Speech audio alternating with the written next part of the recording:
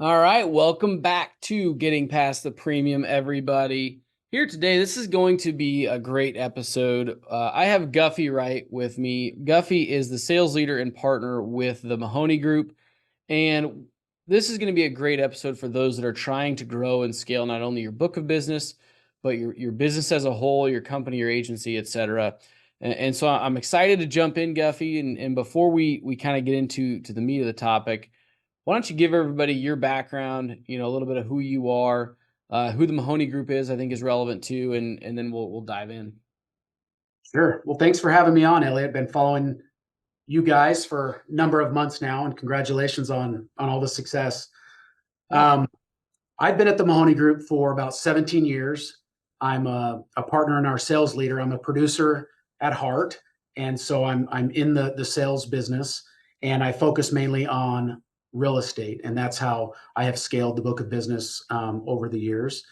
And so, yeah, excited to be here with you. The Mahoney Group is a privately held organization, agency out of Arizona, and we're a people first company because people are at the center of everything we do in in the insurance business. So happy to be here. Yeah. This is totally not something we talked about beforehand. So, uh, Go ahead. privately held, man. So we're the same way, and there are not too many left. It seems like privately held, decently sized, regional firms. What's your why behind that? I'm curious. Great question. We are fiercely independent because Yeah. since we are a people first organization, we do feel like this is a way to honor our people and to kind of give to the next generation coming up behind us. And the head of Assurance Global is a man named Dean Hildebrand, who I believe was on your podcast, and he said, if you are greedy and if you like to run a business and you like profits, then run a successful privately held agency, and you'll be able to kind of control your own destiny. So we're fiercely independent for our people, for the next generation, and we want the Mahoney Group to be an opportunity forever, like it's done so much for me and others. So we're just fiercely committed to that. Yep. I figured that, and I've seen some of what you guys put out there, but it's so important. And what I take from that a little bit is you guys have thought through and are committed to what's important to you, right? Call it core values, call it whatever you want, but I can sense that, and to me, that resonates more than just making the next buck or a big sale that you could make some money on. And ultimately, like you said, it's a people business, and we want to honor that and honor the people that are ultimately helping us create something that we have a vision for, right? And so I wanted to grab that initially because I think it's so important that we have people like you and whatnot that want to keep this thing independent and want to do the right things, want to innovate and all the stuff. So, um, on that note, you guys have scaled pretty quickly. You, in particular, have scaled your book of business relatively quickly over the years. I think that is something I want to dive into how you've done that, what your current process looks like, because we get a lot of producers that are listening to the show that are looking for how can I take that prospect that I get the opportunity on, how can I take them through the sales process and close at higher rates, right, for the right type of client. So talk through what is your maybe who you focused on. You hit it a little bit, but who are you focused on today? And then what's your process look like to take them from prospect to client? Oh, great question. You have to be so clear about who your ideal client is. Yeah. I think that's very important. So, who my ideal client is real estate in general, multifamily developers that are a minimum of 75,000 commission or above, and that really need a lot of assistance throughout their year or throughout the year on their insurance program. Um, how we scaled the book of business here. Um, I mean, my book in stayed the same, and it was very frustrating. I did not grow for about 4 years in a row. This would have been from about 2015 to 2019. And it was very frustrating. And I think for the producers that are listening, a lot of the salespeople I talk to as well, they always say, "Man, if I could just get in a room with somebody, I could convince them. Or if I could Yeah. just get a meeting, or if I know I can do it." And I had those same thoughts and frustrations. But when my book of business wasn't growing, I was man, I was depressed and down, Yeah. and thought, had those thoughts come in of, man, maybe I can't do this. Maybe I'm not built for this. And so it was at that point that I really started to approach the business more strategically. And it is called a book of business. It's not called the book of sales. Yeah. And so, Hmm. like many people that are listening, you probably started your business. I was calling like crazy. I was getting appointments. I had success here, but I became transactional or a very salesy, um, salesperson. Hmm. And we believe here that it's a three-legged stool to ultimately have the success. And it's sales acumen, which of course, but then it's business acumen and technical skills.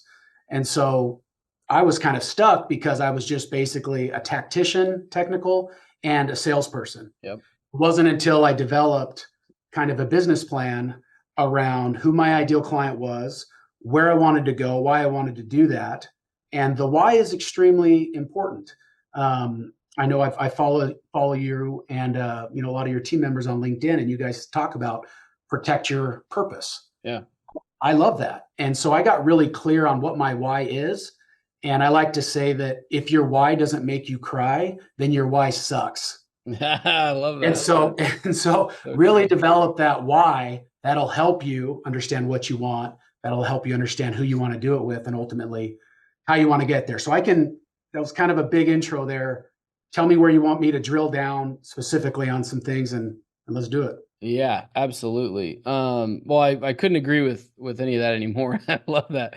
If your why doesn't make you cry, it sucks. That's awesome. But so true in that, if you're coming at it from the perspective of you want to sell more insurance to make more money, you're going to struggle, right? You can make a bunch of money, don't get me wrong, but I think it's going to be a struggle for you coming into the office every day and just trying to make the next sale because ultimately that's not fulfilling in a business that otherwise should be fulfilling. We're in a very important business, a very important role for our clients.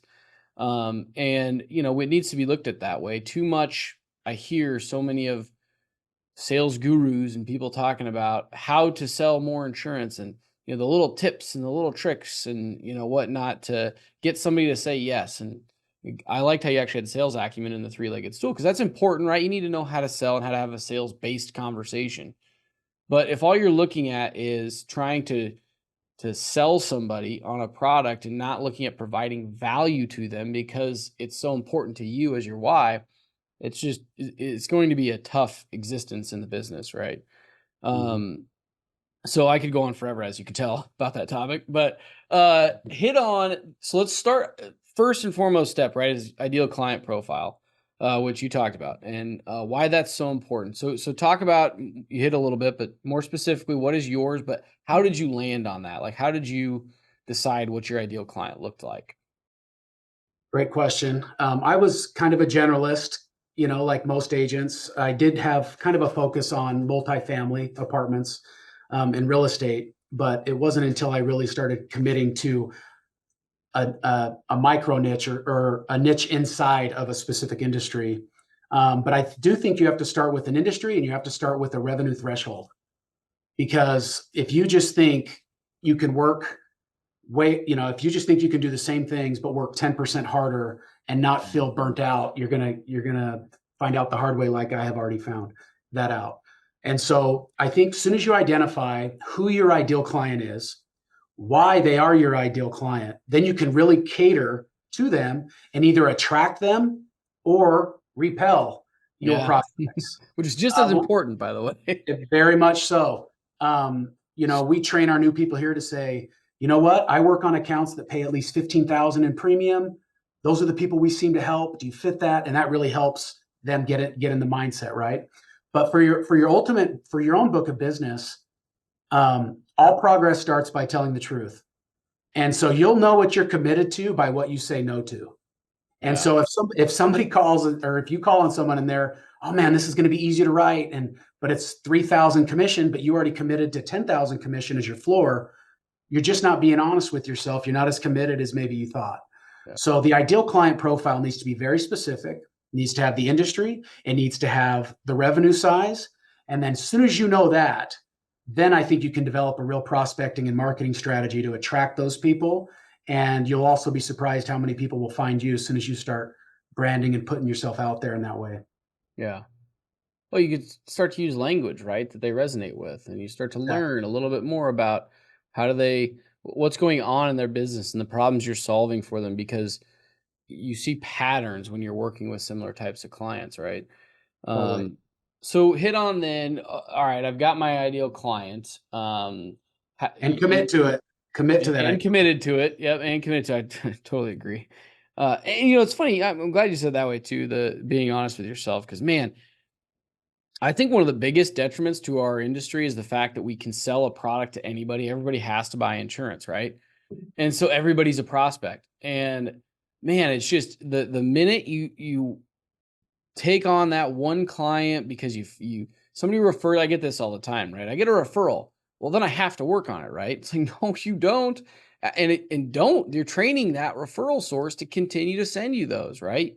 Now you don't want to be an a-hole, right? And you want to get that referral value, but stick to what you know and what you're good at, and that you have the resources to help.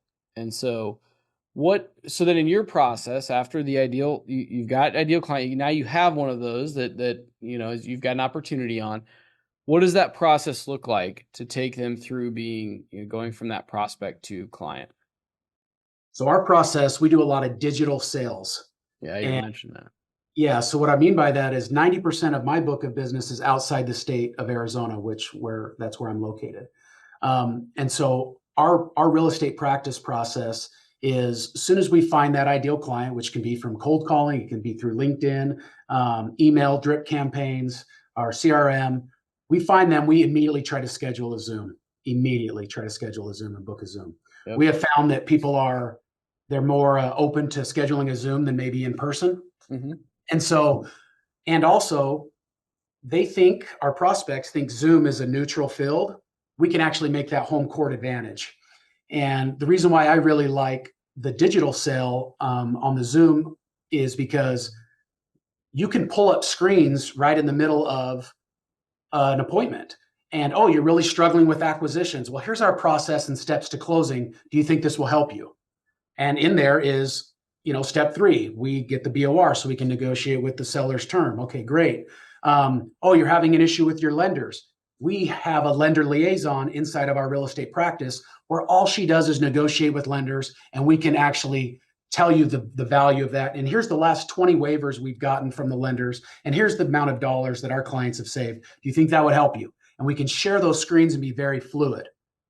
Then that gets that That's a ideal great client to point. lean in. Yeah. And also I say, here's our ideal client. I share the screen. And now you do a little bit of research before you meet with these people, right? So, but typically this is your ideal client and they lean in when they realize that's the person those are the type of people you help and you work with. So that's kind of our real estate practice process is we do a lot of the Zoom digital sales. I do believe you still have to go in person. You still have to develop those key relationships and there's nothing Yep. like being in person, right? But I can transact business over Zoom, no problem. And so we started this discussion of when good salespeople say, if I could just get in a room with somebody, that's Hmm. exactly how I used to feel. And now I feel like if I can just book a Zoom, you Yeah. know, and so now we can scale that. The scalability of that nationally is actually quite interesting. That's helped a lot of our, producers be very successful very quickly through digital sales. Yeah. Yeah, well, it's leaning into also what everybody has had to do, right? I think COVID broke down all the physical barriers. Not to say that you don't want to continue to evolve because things will go in cycles, right? But yeah, I love that because business owners are much more apt to do business anywhere now, right? And the savvy ones are going to go find the expertise in their industry that knows their business, and now they can do it online, and book a Zoom, and they could be in Washington and meeting with you in Arizona, so it did open up a lot of those possibilities.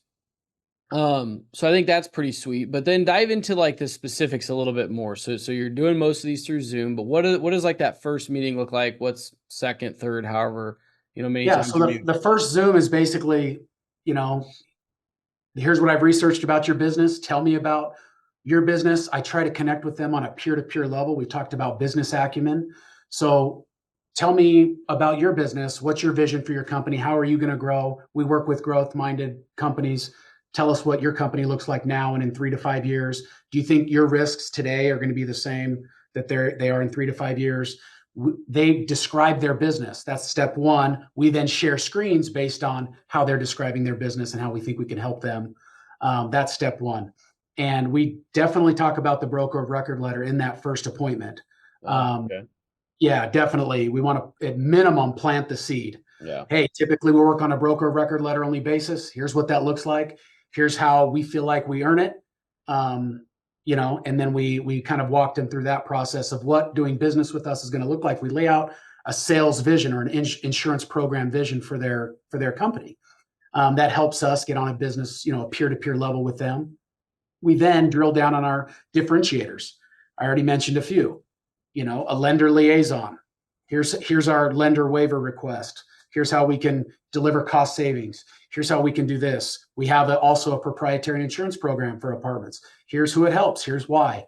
Then as soon as you drill down on the differentiators, as soon as they know that you're their ideal client, as soon as they know that you are in their business, then the BOR conversation really takes some steam.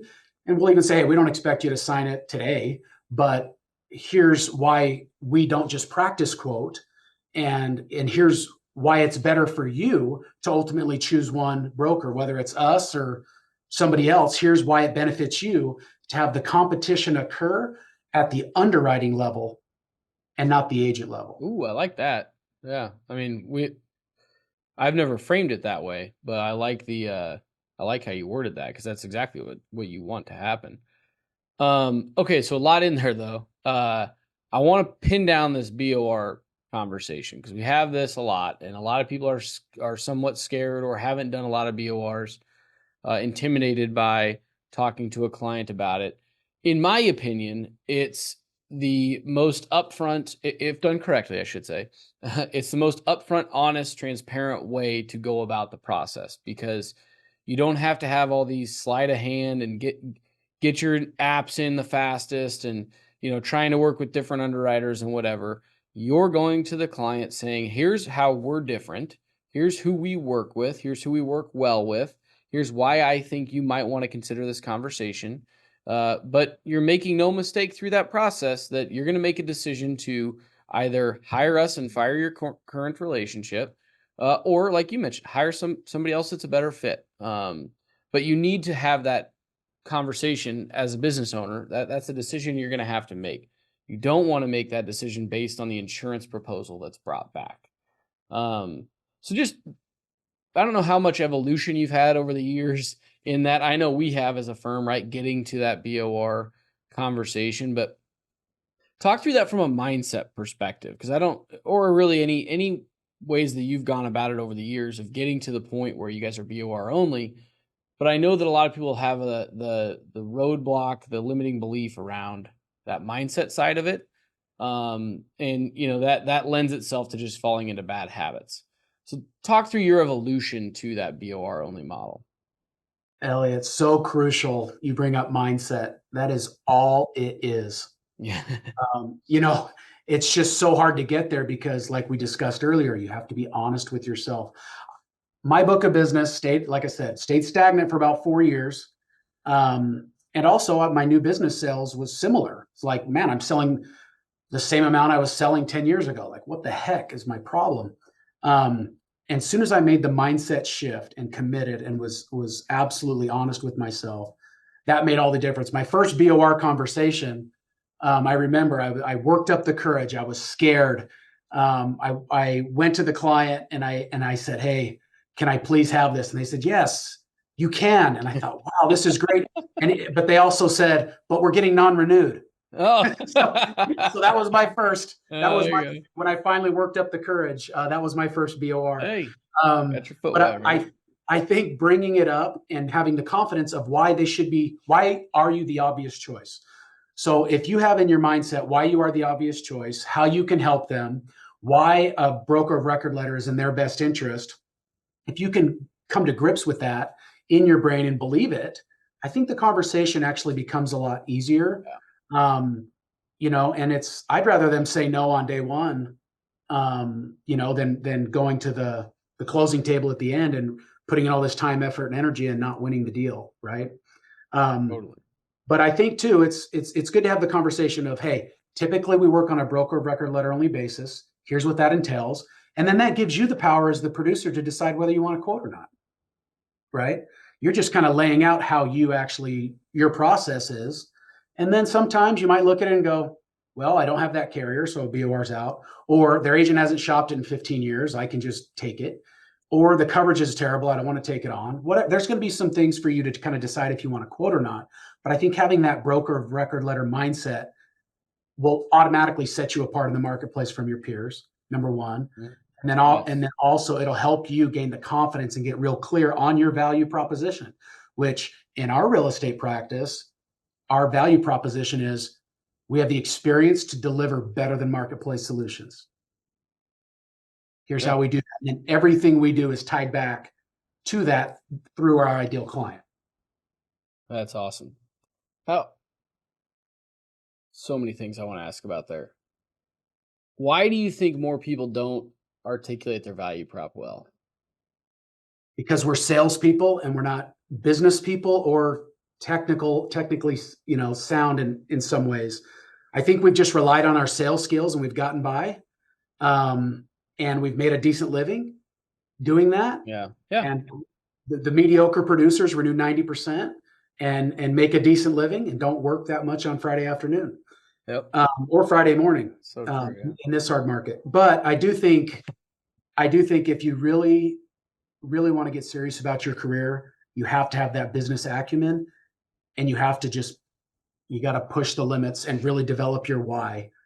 And I think when you do that, you'll get real clear on some things that'll help scale your book. yeah. Well, and I would echo that, and I think it really to me is I've seen it. It comes down to people just haven't spent the time thinking about what do you truly do that is different than others in the industry, and I somewhat believe that it goes back to the fact that the product we're selling, quote unquote, if that's how you look at it, is developed, built, priced, everything by the insurance carrier.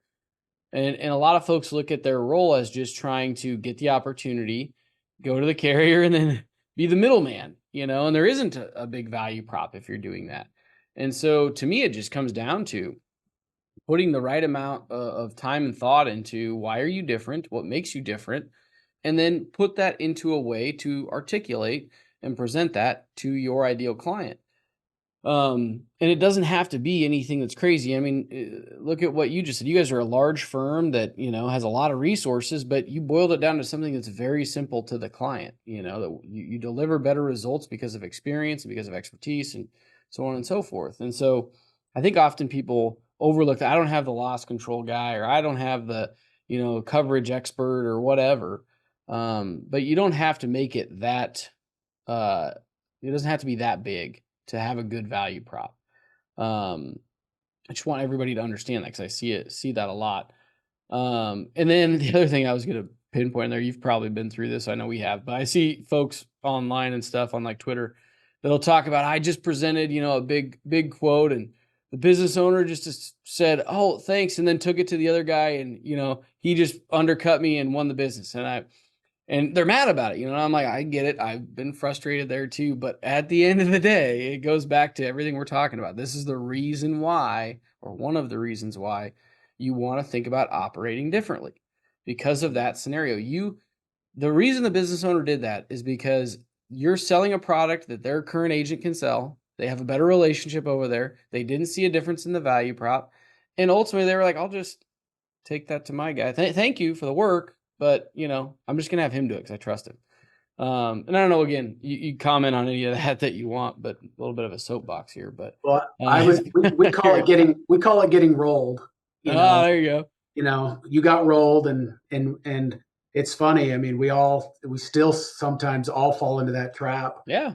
and you're just like, I thought I was past this. Yep. But yeah, it happens to all of us. But if you don't lay it out like we talked about, the chances of getting rolled are higher. Yeah. Exactly. So we're all optimistic salespeople, right? So I can always win this one. I can always save it. No, I've got it. And you gotta be careful that you don't fall into that trap. So, um, okay. So you talk about, you have the BOR, conversation and everything up front, right? Um, what are you doing in that process to really understand the client better? Like, what types of questions are you asking? Do you have a set of questions that you like to go through to understand the client better? Like how do you go about the discovery process or part of the process? So great question. I think if you ask a business owner the old question of what keeps you up at night, Yeah. you're telling them you don't understand their business. I Oh, think, that's good. Yeah. yeah, I don't. I would take it a step further and say, here's what you should be worried about here, and if this keeps me up at night for you. But I do think those are questions and things I try to get out there. Is here. Have you thought of this? Have you thought of this? I know what my clients struggle with. Do you also have these Yeah. frustrations? Right? That does so many things, by the way. You're probably gonna get into it, but that does a bunch of things in the mind of the business owner. Go ahead. It does. It does. And so I already know where the pain points are. I already know what keeps them up at night. I know where their frustrations are because I'm in their business. And when you niche and you specialize, it really, really sets you apart. I don't know of any generalist in the business that has a multi-million dollar book of business that doesn't have gray hair. And so I really think specialization is key. And I think your prospects can sniff that out. And so, yeah, are there 3 to 5 questions I ask? Every time I always want to ask what their growth plans are because I know where the problems are going to be from an insurance standpoint and where they're going to experience the pain in their insurance. I also know lenders are a big deal for them. And I asked Yeah. them, have you ever seen this lender waiver? We developed a lender waiver with other lender carrier partners. We've been successful. We keep a track. We've been successful 18 out of our last 20 attempts for a lender waiver. It's been granted. It's been granted to us. Okay. So you just That's really constantly are cool. Yeah. building different things for these clients. I'm not in I mean, yes, I am in discovery, but it is really like I'm telling them what they should be worried about, where our industry is going, and how we can protect them as they grow and they try to, protect their purpose or their why, going forward. So I don't know if you wanted a specific question, but Mm. it's really that's where I try to focus and lean in on is, hey, this is what you need to worry about. This is what my other clients are worried about. Here's where we're taking their policy. Here's what we've done for them. Share screens back and forth, and it seems to really help them lean in or out, like we talked about. Yeah. I feel like I know how you might answer this, but I'll ask it anyways. In your mind, is there a difference between telling the client you're an expert in this ideal client, or you work with all these other ideal clients? Is there a difference between that and then taking them through that conversation you just mentioned, which talks about problems that other businesses like them see and whatnot? Does that help them better understand your expertise level, or is it good enough just to be like, hey, we're an expert here, and you should do business with us because of that? Yeah, great question. And you do already know the answer, Yeah. but it's exactly show me, show Yes. me what you've done. Everybody's going to call these people and say, I'm an expert. I specialize in this. I have carrier relationships and I can save you money. Okay. That's what everybody's going to say. 99% of the agents. Now, if you want to really grow your book, you talk a different way. Here's who the clients are that we work with. Here's how we walked them through and delivered X amount of cost savings. Here's what we built for them inside of our real estate practice. Share the screen. Here's what we built for our acquisition model. Share the screen. And then you can follow up question. Do you think this would help your development team? Is there anyone at your company that would really dig this tool? And then you Yeah. start kind of drilling down and going a little deeper on the specific things because it is simple to develop 2 or 3 differentiators. It's not easy to articulate it and to go deep with a prospect on it for them to really grab a hold of it and go, man, these guys and gals are serious about their business. Wow, let's do business with them. Yeah. Right. Well, and I ask that because I totally agree. And it seems like I've had this common theme, and I know it's not in every facet of the industry, but everybody's trying to get so much more efficient with the sales process, right? And one call close, and all the things that everybody kind of beats their chest about, and which that's all great, and sure you should try to do that. But what we have found is that there's power in consistency, and Mhm. walking your prospects through a consistent process that works, that not only gets you the information you need about that client to help you understand their business better, but clients don't realize or understand how different you are if you do have a value prop that's different, unless they experience it and they feel it, right? You can tell them all day long the different things that you do differently, but the way that you ask those questions is putting a little bit different nuance on it, where it's like, other clients that I have that do this tell me this is a problem. How do you feel about that? Rather than like, oh, do you experience this? Like I could Google it and find that. But when I say I have other clients that are experiencing this, it just lends itself to a little bit different of a conversation. And then you do that throughout your whole process. That's how they're going to feel that difference. And then they're going to see that you're the expert. You weren't just saying it or marketing it or whatever. But that's why I asked that really dumb question, because I knew how you'd probably agree with me in that. But it's so important, and getting thoughtful about those things throughout the process. Um, don't think it has to be this really fast process. I mean, sometimes it needs to be, but we've actually found by lengthening sometimes the process, Mhm. not pitching or presenting when we're not ready to, because the client's not ready for us to yet. There's just a ton of value in that. It's hard to do sometimes because you want to move it faster, but man, the conversion rates go up. You win more business because you know more about the client. They know more about you. They really do. And in our second meeting, we typically set up something called a Zoom to renewal or a Zoom to close. And it's basically a 15 minutes a week or less. And if they'll commit to that, you got them. Right? Cash the check. Yeah. It's if they'll commit to the Zoom to renewal and say, hey, we're going to meet 15 minutes or less. And so I'm meeting with these clients 10, 12 times before their first renewal. I would never do that in person.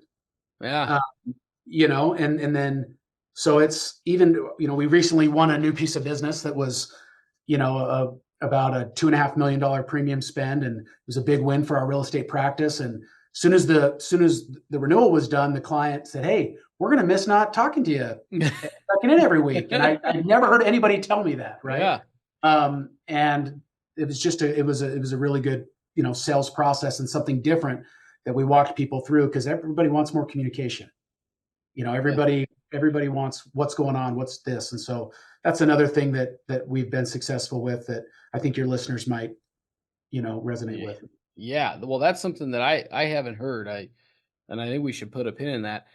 In fact, you hear the exact opposite out there, where where it's like prospects don't want to spend that much time with you. Keep your meetings brief, keep them short, get what you want, get what you need, I should say, and let them get back to their day. And I constantly call bullshit on that. I'm like, they don't want to talk to you about things that aren't valuable to them. 100%. If you're going to go in there and pitch your product and talk about you, absolutely they're going to want to get out of there as soon as they can. But if you're providing value every step of the way and they view that as valuable, they're going Mhm. to spend the time, right? Just like we all would, for something that we think is valuable to our business or just to us personally. So I think it's just be cautious with taking that mindset of just our clients don't want to spend time with us. Flip it to uh, our clients will spend the right amount of time for the value that we're giving them. Right. Totally agree. That's a really cool strategy. Not even strategy. That's a really cool just value you're bringing to them. Zoom to renewal. I like that, because a lot of it does come down to communication. I think with clients, they don't understand where they're at. Insurance seems like this big black box, right? So maybe I'll maybe ask you that. Like, is that what you're doing in that Zoom to renewal, or Yeah, so we have an accountability spreadsheet that says, okay. here's what our team's doing, here's what we need from you, Ah, here's the latest with this. It's got a marketing summary on tab 2. It's got, it just has all these different things we're doing, and every week we update it. And so we don't really need to interact with them during the week, because we know we got a call with them that's 15 minutes or less that Thursday at 10 a.m. and we'll update them on everything that's going on. Hey, I really need this. I'm stuck on this property policy because you have not given me loss runs yet. My hands are tied. But here's what we're doing on everything else, and we'll wait and we'll do this, and here's what we can That's kind of awesome. so that How really far out do you do that? Sorry, how far out do you do that? well, it depends on the size of the account, but if it's Yeah. a new business account, anywhere from 60 to 90 days, I mean, And you why do not? that on renewals too then? On large renewals. Yeah. So typically, though, just on new business and on closing. So if there's a ground up construction project that's large and has affordable housing components and a lot of different carrier and lending partners, there's a lot of moving pieces with developer liability. Maybe it's an OSIP, maybe it's just a builder's risk. And so we try to stay on point with the Zoom to renewal or Zoom to closing, depending on the new business client or just a new construction. That is Um, cool, yeah. that's been beneficial. Absolutely. I mean, there's a points we've all run into where you just did it there where you need something from the client. Carrier's waiting on it, we're waiting on it, and they don't have urgency behind it because renewal's out 60 days and they always think that, you can turn around a renewal in 30 minutes or something, I don't know. But uh and so that gives you the opportunity through a non, challenging way to say, hey, here's where we're at with this. We're still waiting on this piece of information. Um, let me know when we can get that or whatever, or what's going on there or whatever, to put the ball back in their court. Then they know that the onus is on them right now, right? Versus just thinking that Guffy's got it, his team, they'll give me something, and forgetting that they've got to get you the loss runs or whatever. That's Yep. that's awesome. I hope everybody takes a little bit of that out. That's really good stuff. Um, so we're coming up here. I want to make sure that we get to anything that we haven't talked about that you feel like you guys are. We didn't even get to the people side of it that we talked about, because I know you guys have recruited a lot of really good people and you've got a really good system around that. Maybe that's a future episode, but anything that we haven't talked about that you want to make sure everybody knows about, either you guys or what you're doing. I think we talked about a lot here. For me, the Mahoney Group's a unique place where we are privately held. Like you said, a lot of us are going away, but we're also half ESOP owned, half Mhm. privately held, Yep. and we want the most talented people to come in here and help us. And we know that it's a people, this is a people business. Um, I would just say that recruiting new producers is definitely a passion of mine, and I love to see them succeed. And part of that is because when I got married young, and I didn't have a college degree, even dropped out of community college, and was like, what am I going to do with my life? And the Mahoney Group gave me the opportunity to be successful, and so I'll always be grateful for the agency, the Mahoney Group, but also I think this is the greatest industry in the history of mankind. We have such an opportunity here, to grow a business, to help people, and to chase your dreams while protecting the dreams of others. And so I don't really have anything else to add per se, other than watching you guys. You guys are doing some awesome things, and there's a lot of really talented people in our industry. And if there's any producers that have any questions, feel free to reach out to me. Um, I'm feel free to reach out to me via LinkedIn, and I'll be happy to help you out. I'm sure there's things I can learn from you. Awesome. Awesome. We'll take advantage of that if anybody's heard anything today, because I know you guys have got a lot more. You're doing well. So appreciate you coming on, Guffy. This was fun. Like I said, we covered a lot of ground, but we had a lot more to cover. So we'll have you back on. All right, man. Appreciate you. Yeah, you too.